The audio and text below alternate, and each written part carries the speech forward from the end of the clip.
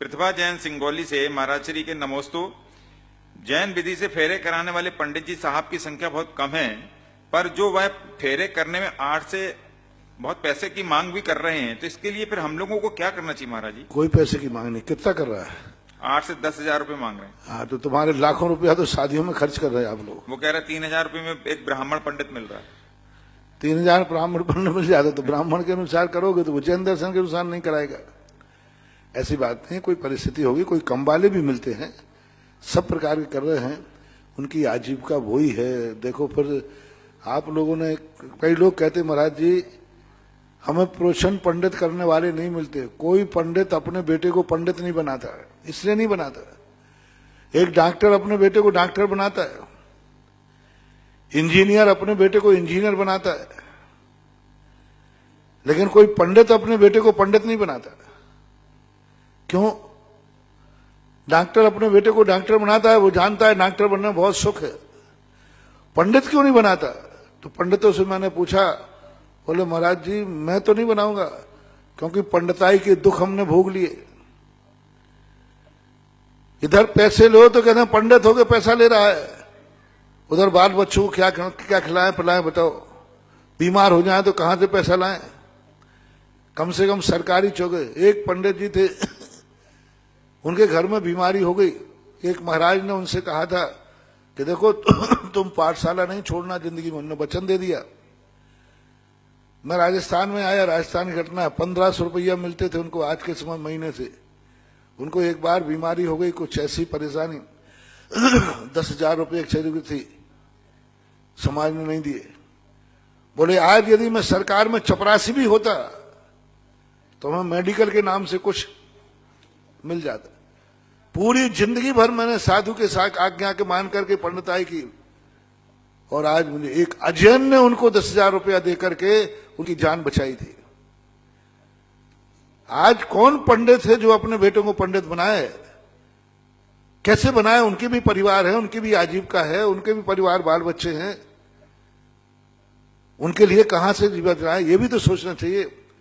मैंने पंडितों को कई बार, पंडितों के लेकर के कई बार डांटा, फटकारा, लेकिन आज मैं तुम लोगों को भी फटकार रहा हूं।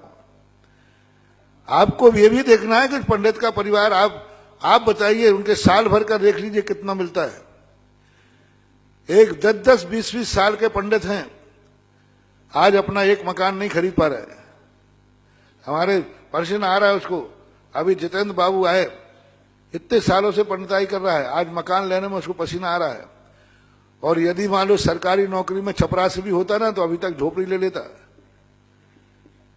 एक छोटा सा मास्टर होता तो भी झोपड़ी ले लेता है। ऐसा नहीं करो। और देखो उनका भी, देखो उनकी भी आजीविका देखो। अरे 10 लाख क्षण पर मैं आया, 10-25 हजार 50 हजार ले भी गया, साल भर का गुजारा कैसे चलाएगा वो? आप उतना करके देखिए। आज एक मंदिर में, पाठशाला में पंडित को पढ़ाने कैसे भेजें, किसको भेजें? आप जितना पैसा देता है उतने घर में आपके यहां दूध आता है। जितना पैसा आप उसको दे उतने आपके घर में दूध आता है, सब्जियां आती हैं, और आप पंडित होकर से क्या चाहते हो? बंधु, आज मैं लाइन लगा सकता हूं। आज सरकारी नौकरी के लिए 100 नौकरी चाहिए पड़ते, 10,000 फॉर्म भरे जाते हैं। ये लाइन में यहां लग सकता हूं तो मैं एक पंडित चाहिए, 100 पंडित दिलाऊंगा। बस उनको आजीविका का सुविधा मिलना चाहिए। क्यों कोई पंडित नहीं बनना चाहता? 100 पंडित चाहिए, हमारे पास 10 हैं, और 100 चपरासी चाहिए, और 1,000 चपरासियों के फार्म भरे जा रहे हैं। चपरासी के 100 चपरासी चाहिए, और फार्म कितने आए? 1,000। और तुम्हें 100 पंडित चाहिए, एप्लीकेशन कितनी आई? 10 की। तो ये सोचना चाहिए थोड़ा सा। बाजे वालों को 10,000 दोगे? आज तक ये प्रश्न नहीं किया किसी ने कि महाराज बाजे वालों ने 10,000 रुपया ले लिए। एक शादी के बाजे वाले कितने के आते भाई? 40,000 50,000। यानी एक बाजा वाला बजाने वाला 40,000 50,000 ले जाए, 1-1 लाख रुपया, और निछावर करके 10-10 हजार की आप निछावर फेंकते हैं, और वो भी नई गिट्टी। 1,000 रुपए के नोट 1200 में लाए बैंक से। वहां आपके लिए कोई फपूंद नहीं आई, और वो भी बाजे वालों पे यूं करके फेंक रहा है, 10-10 हजार रुपए फेंक देते। बाजे वाले 10-10 हजार रुपए के ला रहे हैं, स्टेजों पर फूल मालाएं सजा रहे हैं 10-10, 50-50 हजार रुपए की, लाइट का डेकोरेशन कर रहे हैं। और जो तुम्हारे मांगली कर रहा है, जो तुम्हारा मंगल कर रहा है, जो तुम्हारे वर वधू के लिए मंत्र पढ़ रहा है, जिससे तुम्हारा सुहाग होना है, जिससे तुम्हारा सौभाग्य होना है, जिनके मंत्रों से तुम्हारी जिंदगी का सगुन होना है, उनको 10,000 होने में तुम्हारी नानी मर रही है। 10,000 रुपया देने में तुम्हारे लिए पसीना आ रहा है, और बाजे वाले तुम्हारे 10,000 लेके गए शराब पियेंगे। पूछो क्या क्या करते। यानी वहां आपका विचार नहीं जा रहा है, और यहां पर एक पंडित ने ले लिया, उसकी अजीब का देखो, उसका देखो क्या है, शादी ब्याह में लिए हैं। यही प्रश्न तुम पंचकर्णा का करते तो शायद मैं इतना नहीं बोलता। हाँ, यदि तुम कहते महाराज जी पंडित जी विधान के 10,000 ले गए तो शायद मैं पंडित को डांटता। लेकिन वो प्रश्न किस पे किया तुमने? आप बताइए, आपके फिजूल के शौक के खर्च उस शादी में कितने हुए?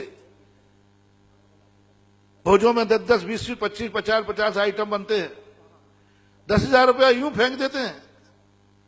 मिठिया बनाने वाला 10,000, 20,000 रुपया ले गया। कितने फिजूल के खर्च है? उनके खर्चों में शादी ब्याह का यदि पंडित पैसा ले रहा है, कोई बुराई नहीं कर रहा है, क्योंकि 40% से ऊपर ज्यादा शादी ब्याह में वेस्टेज, व्यर्थ का खर्च होता है।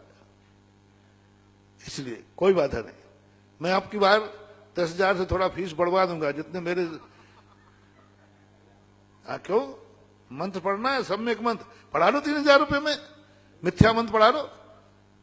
अपने वर वधू, बेटा वधू को मिथ्यात्व का संस्कार देखो, मर करके मिथ्या दृष्टि में जाएंगे, मिथ्यात्व में जाएंगे, मिथ्यात्व में पढ़ेंगे। तुम्हारा निर्णय तुम्हारे हाथ में। डॉक्टर अलग अलग हैं, 5 रुपये वाला डॉक्टर भी इंजेक्शन लगाता है, और 5,000 रुपये वाला है, आप जिससे कराना हो करा लो, 5 रुपये वाले से करा लो। इस हाथ में फ्रैक्चर है, प्लास्टर है, यहां बांध देगा, करा लो, कौन मना कर रहा है? 5 रुपये में बताया, फिर 50। डॉक्टरों की अलग अलग कीमत क्यों होती है? उसका वैल्यू होती है। जैसे डॉक्टरों की अलग अलग वैल्यू होती है, 5 रुपये में भी करने वाले हैं वही इलाज, बीमारी वही है, और वही मरीज जब दूसरे अस्पताल में पहुंचा तो 5,000 रुपये लग गए। क्यों? बीमारी एक है, डॉक्टर ने अलग अलग लिया। जिस प्रकार डॉक्टर अलग अलग हैं, यहां पंडित भी अलग अलग हैं। 3,000 वाला पंडित 3,000 के हिसाब से है, 10,000 वाला 10,000। वो मिथ्या वचन पढ़ रहा है, मिथ्या मंत्र पढ़ रहा है, मिथ्या कल्पना कर रहा है, और ये सम्यक मंत्र पढ़ रहा है, सम्यक मंगल कर रहा है। निर्णय आपके हाथ में।